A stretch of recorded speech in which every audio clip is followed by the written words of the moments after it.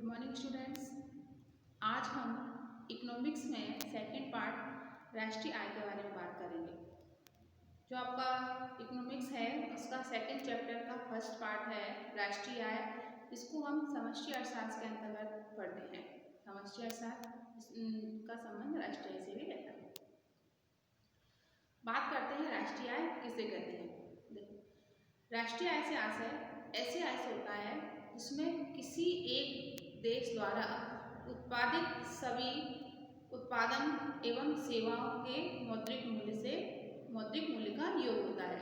इसको हम बोलते हैं राष्ट्रीय आय। समझ में आया? जैसे कि किसी देश द्वारा जो एक निश्चित समय होता है जिसको एक वर्ष मान के चलते हैं। एक वर्ष में जिस देश ने जितना भी उत्पादन किया है उस उत्पादन में उत्पादित वस्तुएं और सेवाएं का मौद्रिक मूल्य, जो उसका सेवाओं और जो वस्तुओं का जो मौद्रिक मूल्य होता है, मौद्रिक मूल्य से मतलब है जिनकी वस्तुओं का मूल्य और सेवाओं का मूल्य बाजार मूल्य पर आंका जाता है, उन सभी का योग को हम राष्ट्रीय आय कहते हैं। अब राष्ट्रीय आय को ज्ञात करने से पहले हम लोग राष्ट्रीय आय की अवधारणाओं के बारे में पढ़ेंगे। राष्ट्रीय आय की अवधारणा 6 प्रकार की होती हैं, जिसमें पहली अवधारणा है अपनी जीडीपी। अब जीडीपी क्या होता है इसके बारे में हम समझेंगे, फिर उसको निकालना सीखेंगे। देखो, जीडीपी जिसको इंग्लिश में बोलते हैं ग्रॉस डोमेस्टिक प्रोडक्ट, सकल घरेलू उत्पाद। अब सकल घरेलू उत्पाद, इसमें वर्ड यूज हुआ है घरेलू। घरेलू का अर्थ होता है कि किसी देश की घरेलू सीमा के अंदर, किसी देश की घरेलू सीमा के अंदर। अब घरेलू सीमा क्या हुआ? जैसे कि अपना देश भारत है, भारत में जितनी भी वस्तुओं का उत्पादन होगा वो सीमा के अंदर ही होगा, मतलब देश भारत के बाहर उस वस्तु का उत्पादन नहीं माना जाएगा।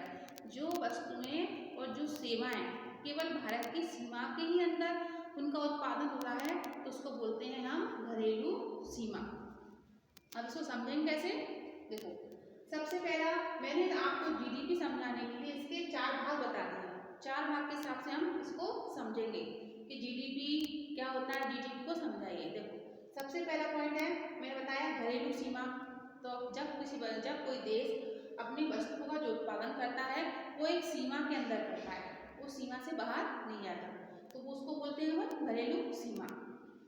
उसके बाद अगला है निश्चित अवधि। जो भी उत्पादन हो रहा है उसका समय निश्चित होना चाहिए।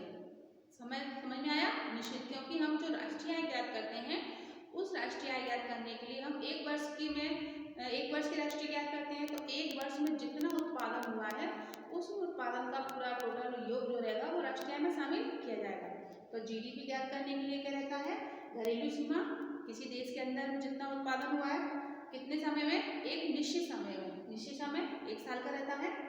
इसके बाद क्या क्या चीज शामिल होती है उसमें? सेवाएं और वस्तुएं। सेवाएं में पेशेवर व्यक्ति भी आते हैं और वस्तुओं में जो उत्पादन कार्य होता है, जो कारखानों द्वारा फैक्ट्रियों के माध्यम से जो वस्तुओं का उत्पादन होता है, जो उपभोक्ता की वस्तुओं की पूर्ति करता है, वो सारे कार्य इसमें आ जाते हैं। तो सेवाएं और वस्तुओं का उत्पादन। इसके बाद इसमें शामिल करते हैं मौद्रिक मूल्य। तो देखिए, जो वस्तुओं सेवाएं का जो उत्पादन हो रहा है उस उत्पादन का मूल्य किस मूल्य पर आंका जाएगा? बाजार मूल्य पर। तो बाजार मूल्य पर इन सभी चीजों को आंका जाता है, उसे हम जीडीपी कहते हैं। कुल मिला के जीडीपी से आशय ये है कि किसी देश की घरेलू सीमा के अंदर निश्चित समय अवधि के अंदर वस्तु और सेवाओं का उत्पादन को मौद्रिक मूल्य में आंका जाए, या मौद्रिक मूल्य का जो योग होता है उसको हम जीडीपी कहते हैं। समझ में आया? बिल्कुल क्लियर है? इन 4 चीजों को अगर आप समझ लोगे तो आपको जीडीपी का अर्थ समझ में आ जाएगा।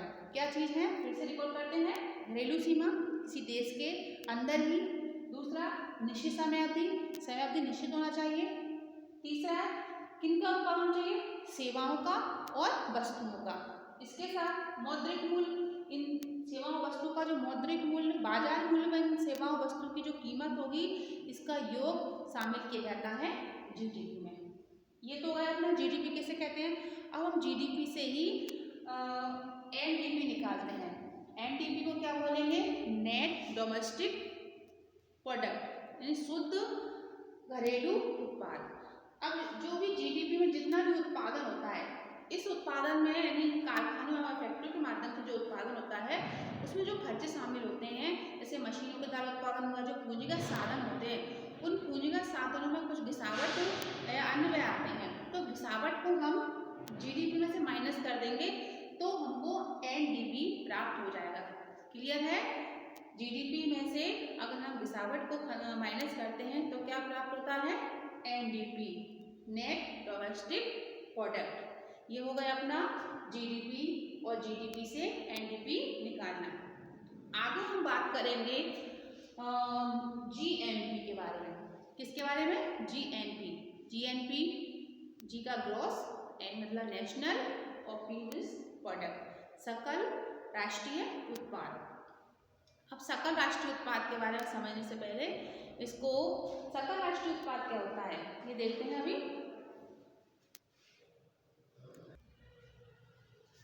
सकल राष्ट्रीय उत्पाद को समझने से पहले हमको जीडीपी समझना रहता है, तो जीडीपी हम समझ चुके हैं।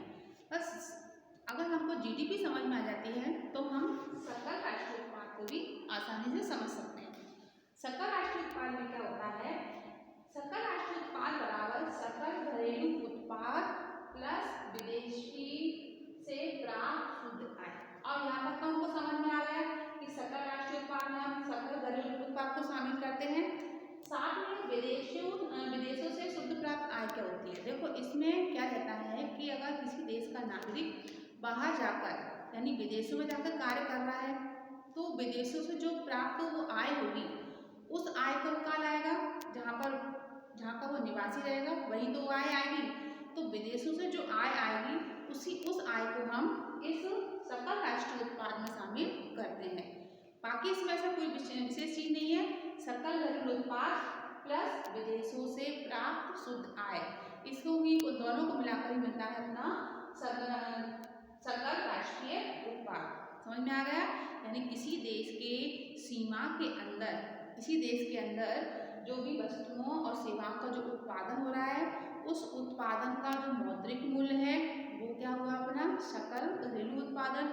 लेकिन राष्ट्रीय उत्पाद, सकल राष्ट्रीय उत्पाद में क्या रहता है? इसमें देश की सीमा से बाहर भी व्यक्ति जाता है, यानी जो देश का व्यक्ति है वो बाहर जाकर कार्य करता है और बाहर से जो राशि प्राप्त करता है उस राशि को हम बोलते हैं विदेशों से प्राप्त शुद्ध आय। इस विदेशों से प्राप्त शुद्ध आय को भी हम सकल राष्ट्रीय उत्पाद में जोड़ लेते हैं, और इसी को मिलाकर होता है अपना सकल राष्ट्रीय उत्पाद, जिसको हम बोलते हैं जीएनपी, ग्रॉस नेशनल प्रोडक्ट। अब ग्रॉस नेशनल प्रोडक्ट से हमको अगर एनएनपी निकालना है तो एनएनपी में भी वही चीज होगी, GNP minus D, gross national product में से अगर हम डेप्रिसिएशन को माइनस कर देते हैं, यानी गिरावट को हटा देते हैं, तो हमको एनएनपी, नेट नेशनल प्रोडक्ट मिल जाता है, यानी सकल शुद्ध राष्ट्रीय उत्पाद। ये दोनों चीज आपको समझ में आ गई हैं। इसके बाद हम आगे बात करेंगे व्यक्तिगत आय के बारे में, प्रति व्यक्ति आय के बारे में, साधन लागत आय क्या होती है, इन सब चीजों के बारे में आगे से विस्तार पूर्वक चर्चा करेंगे। थैंक यू बेटा।